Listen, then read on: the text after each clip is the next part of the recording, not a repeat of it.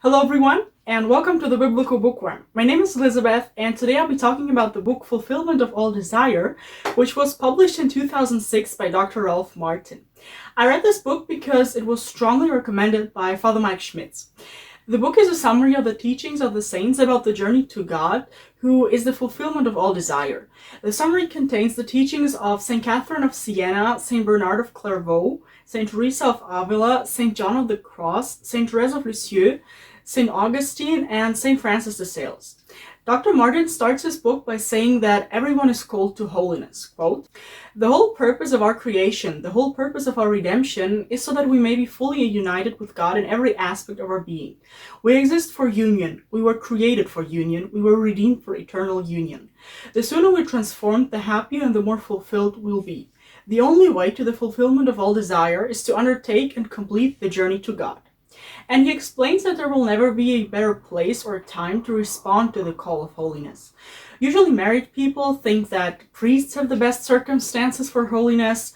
Priests think that the cloistered life would be better to become holy, and in the cloistered life they think that the hermits have the perfect conditions, and the hermits are also busy and believe that they don't have the optimal circumstances to become saints. The author explains that the very things we think are obstacles on the way to holiness are in fact the means with which God draws us to Him to depend wholeheartedly on Him. And he also reminds us that holiness is not an option, as there are only saints in heaven. If you aim for purgatory and miss, there is no backup plan for you. After that, he starts describing what the saints write about the way to holiness, and according to Dr. Martin, their elaborations are very similar, and so the way to holiness usually has 3 steps: the purgative way, the illuminative way, and the unitive way. Some saints propose more steps in between. For example, St. Teresa of Avila in her book The Interior Castle, where she describes 7 mansions. Dr. Martin says that people often have different characteristics of multiple stages simultaneously, meaning that it's perfectly possible to be in between different stages. How those stages look and how long each lasts differs individually and is dependent on the starting points. For example, cradle Catholics who are steadily growing spiritually, like for example St. Therese of Lisieux and Francis de Sales, don't experience a spiritual awakening, while lukewarm Catholics who serve 2 masters, so who try to please both God and the world, do experience a spiritual awakening, or even multiple ones, like for example St. Teresa of Avila and St. Augustine. Dr. Martin summarizes the characteristics of each of these stages, starting with the purgative stage, which consists of the initial stages of spiritual life. So the coming to conversion, turning away from sin, bringing one's life in conformity with moral law, initiating the habit of prayer and the practices of piety, and maintaining a relatively stable life in the church. St. Teresa of Avila describes the purgative stage in her first 3 mansions. Then there is the illuminative stage, which is characterized by continuing growth, so deeper prayer, growth in the virtues, a deepening love of neighbor, greater moral stability, more complete surrender to the Lordship of Christ, greater detachment from all that is not God, and increasing desire for full union.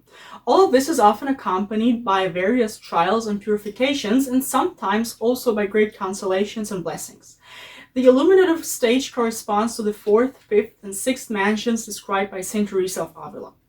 Finally, there is the unitive stage that consists of a deep habitual union with God, deep joy, profound humility, a great desire to serve God, apostolic fruitfulness, the experience of the presence of God is almost continual, great insight into the things of God, and although not without suffering, the suffering is now a sharing in the redeeming suffering of Christ, and not the suffering of purification. St. Teresa describes the spiritual marriage in her 7th mansion. And now I'd like to summarize different topics Dr. Martin touches upon throughout the book, like detachment from worldly things, prayer, temptations, and friendship. I'd like to start with a few interesting things he writes about friendship. Dr. Martin explains that sometimes God doesn't give us friendships where we are loved or appreciated as much as we appreciate the other person, in order to save us from getting too attached to those friends, and so that we also have the opportunity to love them for themselves and not for something they can give us. The author reminds us that you can be alone when in company and in company when alone, and it's possible to be in a room full of people and still feel lonely, while it's also possible to thrive in solitude. He quotes saints like Saint Bernard and Saint Francis de Sales, who write about the importance of spiritual friendship, or even a spiritual director, as they can help to become saints. And he explains that friendship should be avoided by people in religious orders, as those people already live isolated from the world and have an entire community that cooperates to reach perfection.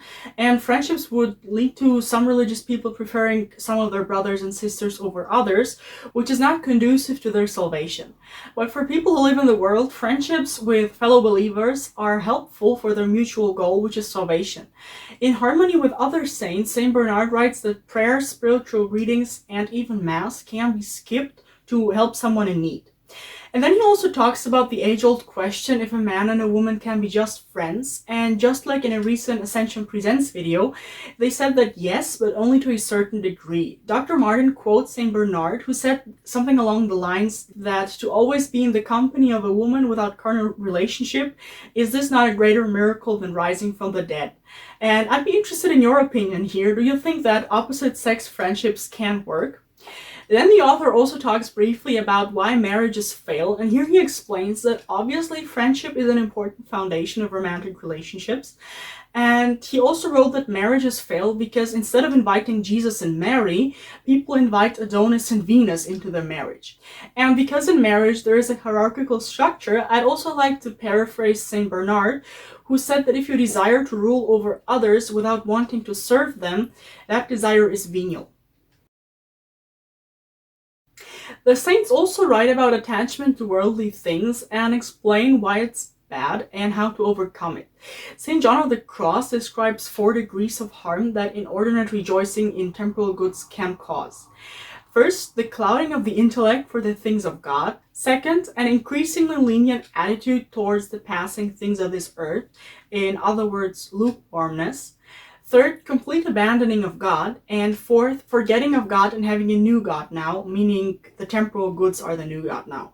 Dr. Martin also explains that if we are not attached to stuff, we will rejoice in it more, but if we are attached to it, we will be like captives. St. Francis de Sales defined avarice by saying that you love something too much if you ardently and anxiously desire goods you don't have, and if you find your heart very afflicted at the loss of possessions you love. And the strongest proof for inordinate love for a lost object is when you suffer because of the loss. And the saints also say that the closer one approaches God, the simpler one becomes. Regarding prayer, St. Francis de Sales advises 1 hour of prayer in addition to Mass for people in the world, and more only if the spiritual director allows it. He also suggests to turn to the Lord as soon as one wakes up. And then the author also talks about contemplative prayer, and here he explains that contemplation has 2 dimensions: the understanding of the mind and inflaming the will with love. And these 2 characteristics or fruits of contemplative prayer are usually there in different degrees, but both are necessary for the soul to make progress in the spiritual life. And lastly, Dr. Martin writes that it's a bad idea to wait for the perfect moment to pray or to wait until one feels well, as for example St. Teresa of Avila, who suffered from some bodily illness all her life. If she had waited until she felt better, she would have never started praying. Finally, I'd like to summarize what Dr. Martin writes about making progress in the spiritual life. And he says that temptations are necessary to make progress, and he quotes Acts 14:22, where it says, "We must go through many hardships to enter the kingdom of God." For example, he summarizes the dark night of the soul by St. John of the Cross and explains that God sometimes deprives us of consolation in prayer, so that we are able to love him for himself and not for the consolation he can give us. Dr. Martin warns us of one of the first temptations of new converts, which is indiscreet zeal, meaning that those people have so much motivation for spiritual things that they overtax themselves, and then they get discouraged as a result of that. For example, they wake up too early in order to pray, and then fall asleep during the day. Now let's get to my opinion on the book.